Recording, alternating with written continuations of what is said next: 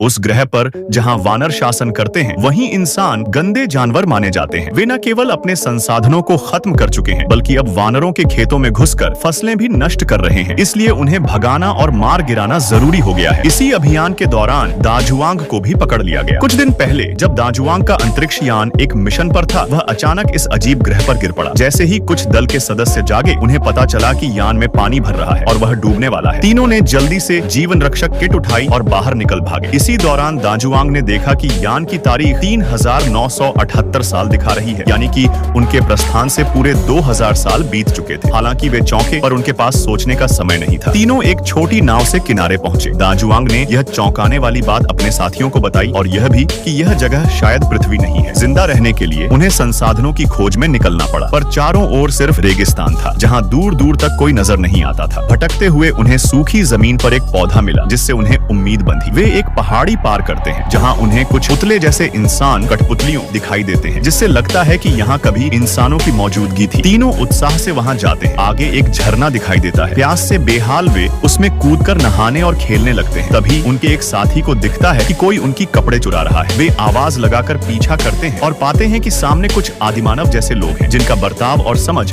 बहुत ही सीमित है। साथी मजाक करता है, ये तो बोलना भी नहीं जानते। लेकिन तभी दूर से एक जोरदार गर्जना सुनाई देती है। आदिमानव घबराकर भागने लगते हैं, तो ये तीनों भी उनके साथ दौड़ पड़ते हैं। अब उन्हें कारण समझ आता है। कुछ घोड़े पर सवार वानर लोगों का पीछा कर रहे हैं। ये वानर न केवल अंग्रेजी बोलते हैं, बल्कि हथियार और औजार भी इस्तेमाल करते हैं। वे इंसानों को जंगली सुअर की तरह पकड़ रहे हैं। एक साथी को वहीं गोली मार दी जाती है। दाजुआंग का गला घायल हो जाता है और वह अपने एक अन्य साथी के साथ पकड़ा जाता है। वानर पकड़े गए इंसानों को पिंजरे में बंद कर देते हैं और अपनी जीत के सामने खड़े होकर तस्वीरें खिंचवाते हैं। कुछ देर बाद एक महिला वैज्ञानिक डॉक्टर आती है, जो अपने प्रयोग के लिए विषय चुनने आई